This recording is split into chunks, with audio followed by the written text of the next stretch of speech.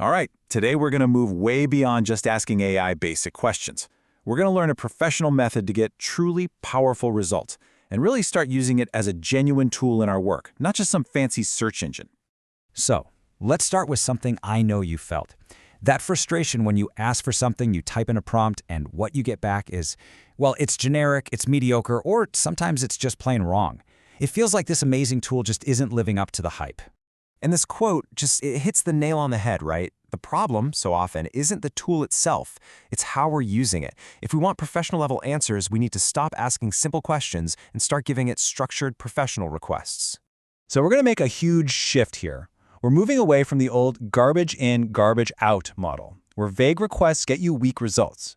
Instead, we're adopting a gold in, gold out methodology. It's all about providing high-quality, structured input to get that high-quality, valuable output we're all looking for. Okay, so here's the game plan. We're going to break down our work into 3 main types and learn the right AI tool for each one. Great prompts for those one-off tasks, projects for all your thematic work, and custom GPTs for the jobs you do over and over. This is how we go from just randomly trying things to building a reliable professional system. Okay, let's dive right in. First up, we have what we call one-off tasks. These are the things you only do once, or at least very rarely. Think about drafting a unique job offer for a brand new role, or maybe creating a super specific diet plan for a new fitness goal. Yeah, for these kinds of one-and-done jobs, the key to getting it right isn't just asking a question, it's crafting the perfect prompt. Getting precise here is what saves you from endless back and forth and a whole lot of frustration. And check this out, here is the 4-part formula for a perfect prompt. It's so simple. First, you give the AI a role and some context. Tell it who it is. Second, you give it the specific task. Third, and this is crucial, you define what good actually looks like. And fourth, you tell it exactly how you want the answer formatted. Think about it like this. You're briefing a designer. You'd never just walk in and say, hey, make me a logo, right? Of course not.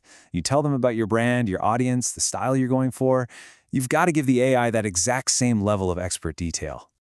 Okay, so that's for one-off tasks. But what happens when things get more complex? When you've got a big project with a ton of different tasks that all revolve around the same theme. Well, for that, you're going to want to use projects.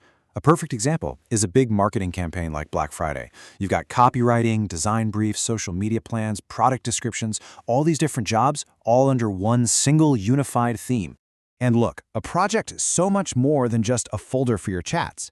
Think of it as a specialist workspace that you can actually train. You give it custom instructions, you upload specific documents and files, and you basically turn it into an expert assistant on that one topic. And what's so cool here is that you can see how this completely transforms your standard interface into a real command center.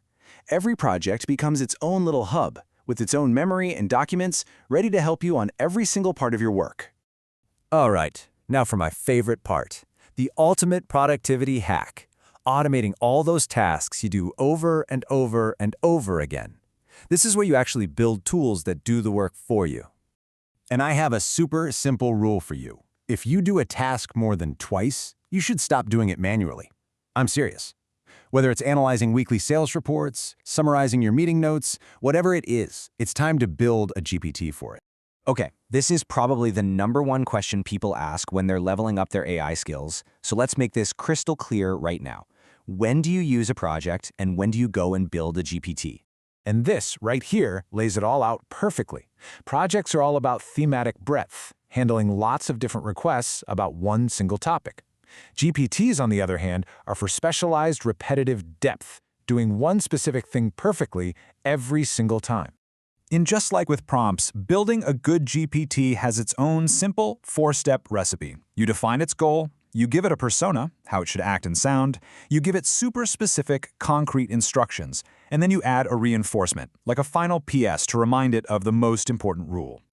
And the best part about all this? You don't need to know how to code. Not a single line. You're just filling out these fields, talking to it like you're briefing a new team member. It's how you build your own powerful, automated assistant that works for you. So by learning to just think about your work in these 3 buckets, one-off, thematic, and repetitive, you've basically unlocked a completely new, professional way of working with AI. So you've gone from just, throwing a question out there and hoping for the best to directing the AI with total precision using a formula that gets you exactly what you need. And for your bigger, more complex stuff, you can now build these dedicated experts, these co-pilots that are trained with your own documents and are ready to collaborate on your most important work. And maybe best of all, you can literally build a team of tireless digital assistants. You can automate the boring, repetitive stuff and free yourself up to focus on the work that really, truly matters. You see, this is the big shift. It's not about testing AI or playing around with AI anymore. It's about working with it. It becomes a core part of your professional workflow. Look, with this framework, AI isn't some far-off promise anymore. It's right here. It's your most powerful assistant, ready to go. So, the only question left is, what are you going to build first?